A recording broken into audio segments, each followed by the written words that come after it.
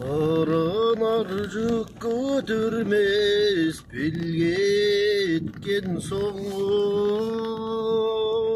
кең жайлау құлазидау елге еткен соң ай жолыққан шаямам болам алған шаям.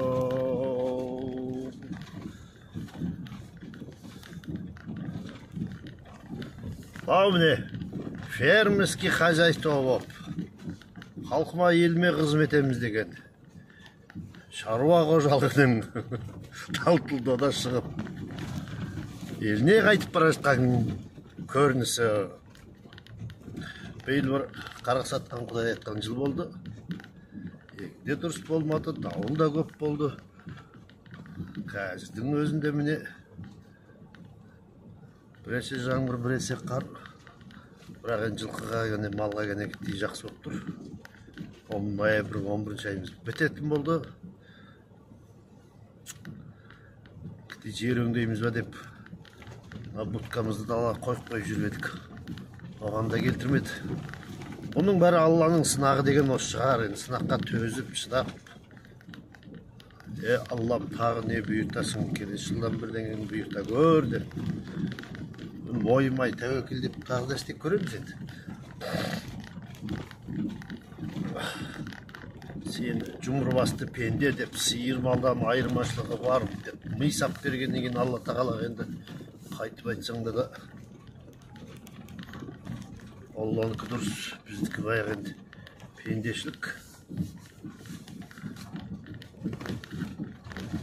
Білеміз бұның бәрін жалған уақытша қалатын деп имамдарымыз айтпақшы. Өлетін кім кісі де біледі, дүние уақытын қалатын да біледі. Бірақ тірлік ету парыз міндет. Ол Алладан саған бұйырған нәрсе істе. Ана миыңды жұмыстат, еңбектен. Үйді баранды бол, мал жанды бол. Жақсы кетіп жатсаң басқаға көмектес. Қатын балаңды асыра деген нәрсе болғандықтан ойлаймын мен, ол не болады, намаз оқыдың ба, намаз неметтің ба деп сұрамайды деп. Құдайға біздің онымыз керек емес. Өйткені сенің балаң о да Құдайдың жаратқан пендесі. Сен сол пенделер үшін тірлік етіп әрекет жасап қайта со туралы сұрақ көп болады деп ойлаймын. Неге сен дұрыс еңбек істемедің? Менің берген 12 мүшеңді сау, ми, ақыл, ес, күш, қуат бердің. Неге пайдаланбадың? Неге арақ іштің? Неге асыл өлдің? Неге суға баттың? Неге ойлап істедің? Неге бұтканы мынақсатып дұрыстап қоймай, ас түсін дұрыс бекітпей шашып ап, мені кінәладың деген сияқты сұрақтар болады деп ойлаймын мен өз басым. Әйтпесе. Сенің әгі өтіңді жуып, Алхамдулиллах деп жалына бергенім. Өтіп жаңағы мұсылмандарды ары қарай дамытпау үшін, ойланбау үшін тек сол дінмен буық қойған іс әрекет деп ойлаймын. Құдайдың бар екеніне сенемін, бірақ Алла бар өйткені бұны бір жаратушы бар екені рас қой. Мына жер, шар, әлем, мына шөп, мына сен алған аузы мұрынды птесің тұншығып демалмай өлесің сөзін.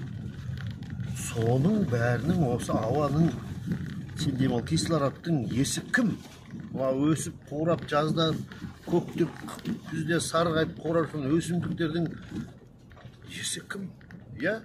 Бір Құдай, бір Алла бар екеніне осы арқылы да үлкен дәлелді осы. Сенеміз.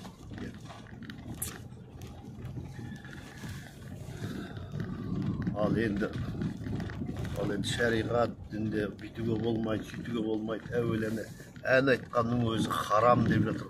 Осының бәрі жалған нәрсе, өтірік. Басқа діннің өкілдері ма, басқа немеден ағымдағылар ма, адамның ой санасын ауыздықтап, тізгіндеп, ұстап, улау үшін хиджаб, хиджаб. Құдай мақұлық емес қой, Құдай ол. Сендігі түр келбет берді, Құдайдан жасырын, оны жасырып басқаға көрсетпейді. Сүндет кімге керек айтшы? Құдай не, сен тасағың басын бір терісін кесіп алғанды мұқтаж ба? Сол қажет па Құдайға? Жоқ. Тасағың басы кесік болса, жүрегіңде иман жоқ болса, айтқаның өтірік, істегенің ұрлық, қарлық болса, қалай мұсылмандық ол? Вот сондықтан ұйқаспайтын нәрсе. Ұйқаспайтын болмайтын нәрсе.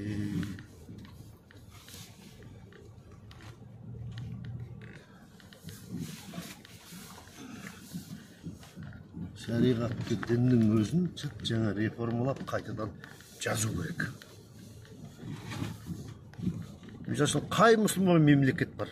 Ғарышқа ұшқан, ғылымы керемет дамыған. Айтыңыздаршы, мұсылмандарда. Мұсылмандарда дым жоқ. Құры далбасалық, басқа дым жоқ. Бізді мазақ отыр. Мысалы үшін мұсылман өндіріп шыққан, мұсылманның ойлап тауып шығарған машинасы, кемесі, қайығы, ұшағы бар ма? Жоқ.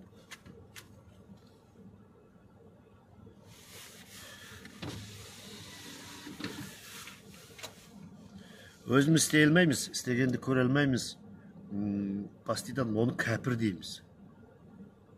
Қытай кәпір, Япония кәпір, Корея кәпір. Бірақ солардың бүкіл көліктері мініп, солардың рыногының тұтынушысы болып, оларды өркениетке шылбырмен жүргізіп жатқан жоқпыз ба?